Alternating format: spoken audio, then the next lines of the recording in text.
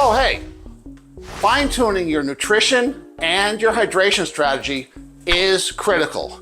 Practicing your race plan from day one will allow you to adjust your electrolyte balance, your carbohydrate intake, and your hydration to match any race condition. When in training, you've got to monitor your micronutrients, your macronutrients, your calorie intake, what you're eating to make sure you have the proper balance to be ready for training and practice for the race. What you really need to practice is your nutrition leading into race day. What you eat 2 days before the race, the day before the race, and your breakfast on race morning. These are critical for the best results. In today's video, we're gonna look at 8 more ways to adjust what you're doing to give you the best race results and give you one more bonus tip. So stay right here because I'm gonna bring you some really great information. One of the easiest ways to get faster at racing, guaranteed, is to upgrade equipment. If you're riding something like this, a road bike with aero bars, that'll get the job done. But maybe you should ride something like a dedicated triathlon race machine. Yes, they are expensive. If you buy them brand new, you're gonna pay somewhere between $6,000 and $11,000, $12,000 to get a machine of this caliber. If you can't afford one of these brand new, buy it used. This bike was just bought used for $2,500. It is a $10,000 race bike. Other upgrades that you can do would be an aero helmet, deep dish wheels with race tires and latex tubes, clip-in shoes and power pedals, a race quality wetsuit, not just a normal one, or a swim skin for those races that are not wetsuit legal, a sleeved one-piece tri-kit, this is a great upgrade, a race belt for your number, which will help you get faster in transition, and the coup de grace is carbon-soled running shoes. Including stretching in your weekly routine will improve your range of motion, reduce the chance of injury, and improve in recovery. Because let me tell you something, I did a long run this morning and I needed this stretch. It feels really, really good because it was hot, we overheated a little. Now it's time for a bit of recovery. Yeah. Whew. So adding strength training is going to increase your muscular strength, your endurance, and if you plan everything out correctly, you will not get swole. You'll build lean, strong muscle. I bought this book a few years ago. It's called Strength Training for Triathletes. It's got a bunch of really great workouts and workout routines in it for the triathlete to build the different muscle groups that you need to build to be strong, have endurance, and not get swole. There's a link in the description below if you want to pick up one of these books, but adding the strength in, do not take them out. Here's the big thing. A couple of minutes down, big diesel Jeep sitting out front still going. I guess I'm gonna have to finish with the noise. But the key is, don't drop your strength sessions. You have to have a couple of strength sessions in every single week. It's just as important as swim, bike, and run.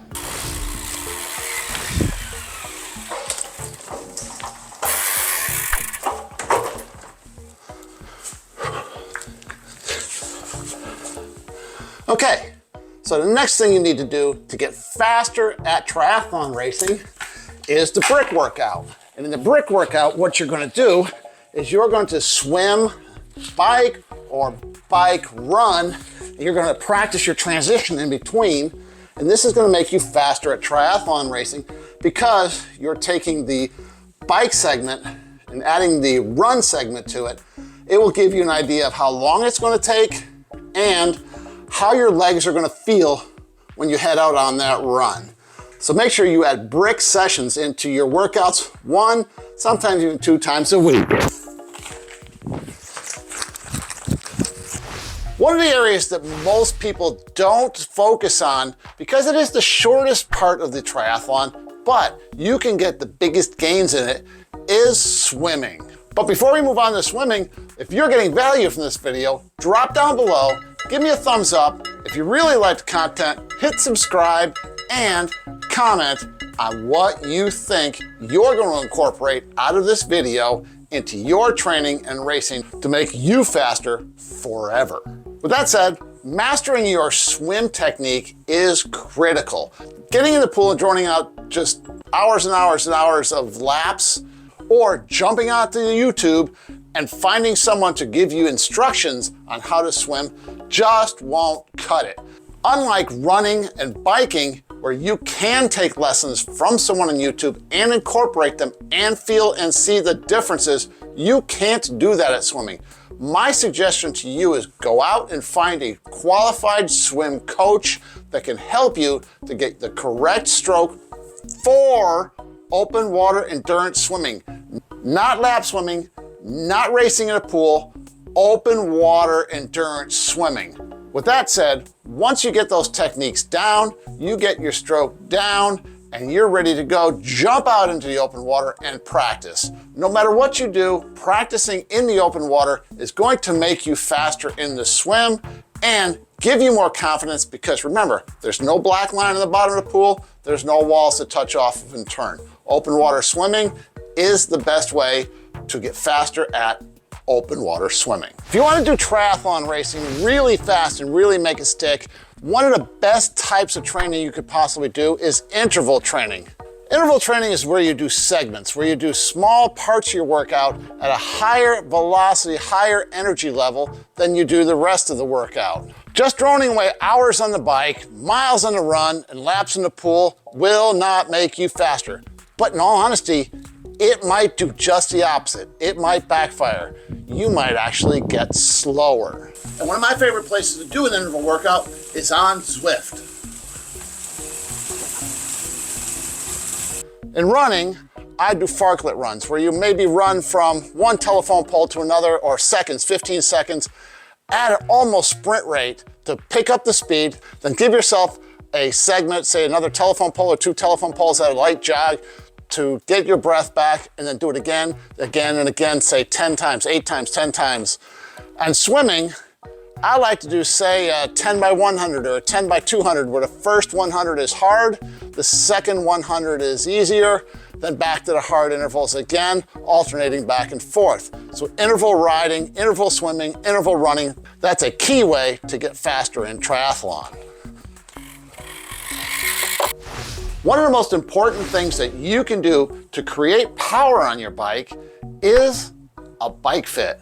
This is an investment that you need to make right off the bat when you pick up that brand new or used triathlon bike, or if you have a triathlon bike that you have not had professionally fit, then you want to get a professional bike fitter that knows triathlon racing, not somebody who is a road bike fitter or a time trial fitter. You want to have someone who truly knows how to fit a bike for triathlon. If you're in Florida, there's only one guy. This is a pitch for him. He charges me full freight, but I love him. He does a great job. He's in Orlando. That's Adam Baskin at Cat One Fitness.